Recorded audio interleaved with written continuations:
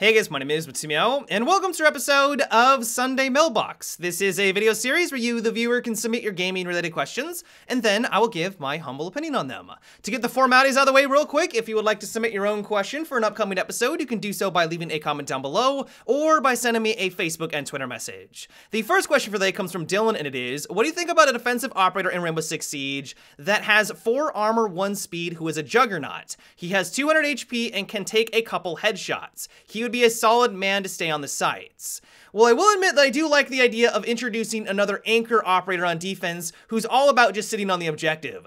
I think Ubisoft did a phenomenal job with the introduction of Mira because she finally made sitting on the objective viable. Before her, you could, but the meta was just to roam around the map and get the flank against the enemy because offense had an incredible amount of powerful operators to deal with people that just sat on the objective, and so Mira mixed that up a bit. And so I like the idea of introducing another person who's kind of along those same lines that's just kind of that anchor for your team.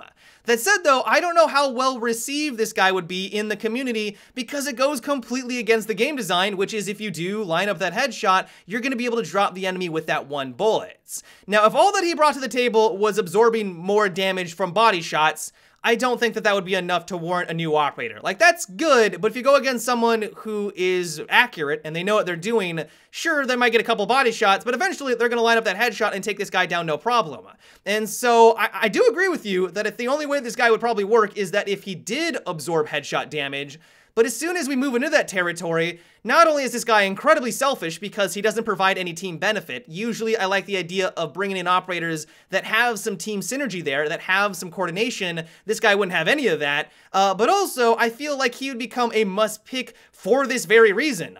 You wouldn't necessarily need to be the best shot while playing as Juggernauts. The enemy could be doing a lot of body damage, maybe getting a couple headshots here and there, but because you have that absorption, you're gonna win a lot of those firefights simply because you're able to soak up that much damage, and that could be incredibly frustrating when you are on the receiving ends. On top of that, he would be even more unstoppable paired with a Rook and a Doc. Rook gives him the extra armor, Doc is able to heal him even if he got a headshot, bringing him back to full HP. Like, that would be a very strong defensive team.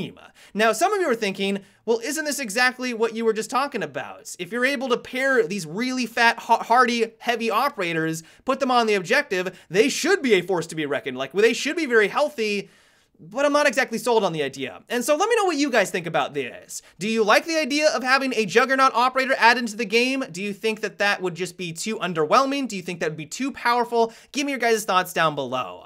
The next question comes from a lot of you, and that was that you wanted my thoughts on the recent Star Wars Battlefront 2 reveal. Well, at least visually, it looks incredible. If games were solely based off of the graphics, this would absolutely be a 10 out of 10, but as we all know, that's not the case. And so one thing I was really hoping that DICE was going to improve upon is adding more depth to the combats. Thankfully, it looks like they've taken that criticism and they're trying to improve upon that in Star Wars Battlefront 2. One way that they're going about it is by introducing different classes. They're of course going to have their different playstyles, they're going to have their different synergies between all of the other classes, and it's just going to add a little bit more depth, kind of like what we have with the Battlefield franchise. Another way is by adding in a lot more customization. Apparently there's going to be 400 different star cards. Your star cards are your different abilities. Now I'd be very surprised if each and every single one of them was unique and different. I have a suspicion that there's going to be maybe a jetpack star card with different varieties. Maybe one of the jetpacks has a faster cooldown. Maybe another one will allow you to jump higher. Maybe another one will allow you to stay in the air longer so you can rain death from above. So yes, technically it's a slightly different star card adding up to that 400 count, but in reality, it's just a slightly different variation of one of the others, and that's going to add in that further customization.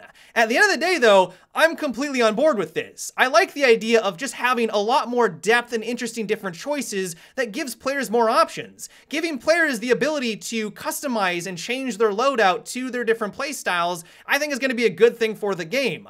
Another mechanic that was really refreshing to see is the way that you unlock the heroes and vehicles. Instead of running around the map looking for these tokens on the ground to play as a hero, you now need to perform well on the battlefield to unlock them. So if you do well, you get kills, you heal, you do certain actions, that's going to give you battle points, or I think that's what they're called, and that pool of battle points will then build up so that you can then spend those points on different unlocks. So if you want to play as a hero, you need to spend 5,000 1,000 of them, which is apparently going to be really difficult to do. If you want to unlock a vehicle, that's going to cost a certain amount. And so basically this just adds a much more variety into the game. And so you have your 4 classes, your 4 base classes, and then you can spend those points that you gain from that to unlock even more options as the match progresses. I really like that mechanic. Now, one thing I was keeping my eye on though, and I'm still a bit skeptical on, is the actual gameplay itself. The original Star Wars Battlefront 2015, shooting your blasters left a lot to be desired. They did have their strengths and weaknesses. You would want to use the weapon in the appropriate circumstances. Some were good for long range, some were good for up close, but more often than not, it was just hold down the trigger, kind of spray down range until they died and rinse and repeat. There wasn't a lot of skill involved there. Thankfully, from what people have told us so far who've actually played the game, they've said that DICE has heard this criticism, taken it to heart, and added in a higher skill cap. Now, it's hard to say how high that skill ceiling is, because from what I saw from the gameplay, it looked very similar from the 2015 game. It looked like everyone was just hip firing, there didn't seem to be a lot of control there, everyone was just kind of spraying down range. But I'm crossing my fingers that DICE has truly taken this criticism to heart, and that there is going to be a bit more skill here, which will hopefully increase the longevity of the game. One thing that should help with this, though, is that they're adding in apparently a lot more content. At least from the reveal, they said that there is going to be 3 times the content than the original game. Now, I don't know if this is 3 times the maps, I don't know if this is just 3 times the customization, or if this is included with the single player, but that is incredible news. And then to top that all off, they've also mentioned that all future DLC, heroes maps, and all like that is also going to be 100% free. I'm sure they're going to add in some microtransactions to compensate for that, but as long as it's just customization, I'm completely on board with this idea. All in all, though, I gotta admit that I did like what I saw from this reveal. I'm still skeptical, I don't want to get burned once again. I'm hoping that combat itself is more interesting, but from what I saw, it looks like DICE has taken a lot of that criticism to heart, and hopefully it is going to be a fantastic game. The next question comes from Josh, and it is, what do you think about an operator in Rainbow Six Siege whose gadget is a breaching charge that can be placed on a non-reinforced wall, windows that fires tons of pellets through like a huge shotgun blast?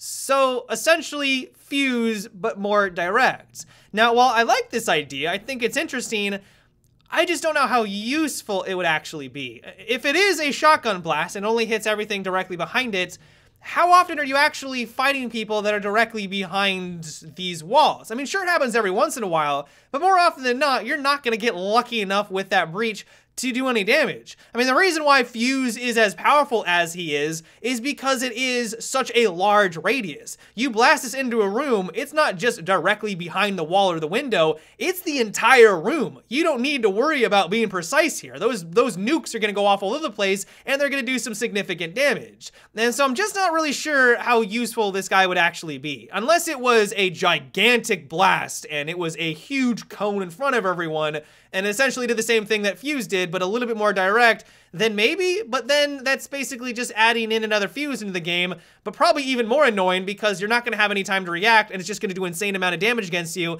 and you're not gonna see it coming. Fuse, it kind of gives you that warning. You have the balls, the pucks flying on in, and hopefully you can run away. Usually you can't, especially if you're in a tight spot, but you do have that option. This guy, the wall just explodes directly next to you, you die or probably get downed or something like that, and that may not be very enjoyable to fight against. It's kind of hard to say. And so while I like the idea, I think it's very interesting, I just don't think it does enough, or it's too similar to an operator that we already have. The next question is, are you excited for the new upcoming DLC for Battlefield 1? Well, when I was watching the reveal, I gotta admit I was getting excited. I was not expecting DICE to announce 6 maps with the upcoming Russian DLC. This is something they've never done in the past. Every other DLC has always been 4 maps, a couple of weapons, and that's it. They're bringing in 6 maps, 2 more on top of that, so 8 total with the 2 free ones, new weapons, new different variety and customization, so that is pretty awesome. My enthusiasm died very quickly though when I realized that that DLC was launching in September.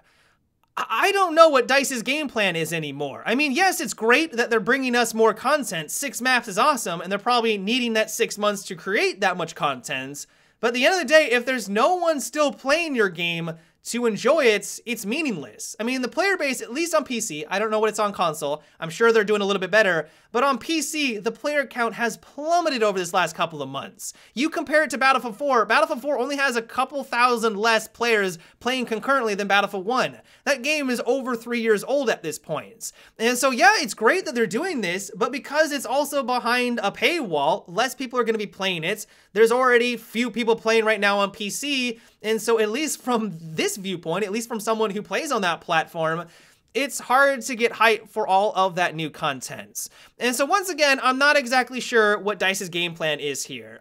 Maybe they're running the numbers, maybe they think that this is the right direction, because once again, I'm glad that they're going above and beyond and bringing more content than a lot of people were expecting. Like, that's phenomenal, but if no one is around to enjoy it, it's going to be meaningless. And so I'm crossing my fingers that everything is going to go smoothly, but I do have my concerns. But yeah, guys, that is about it for today's Sunday Mailbox. I hope you enjoyed. Let me know what you thought about what we discussed in today's video. Are you getting excited for Star Wars Battlefront? Are you a little skeptical like I am? Let me know down below. As always, if you would like to submit your own question for an upcoming episode, you can also leave a comment or by sending me a Facebook and Twitter message. But until tomorrow, guys, have a good one and take it easy.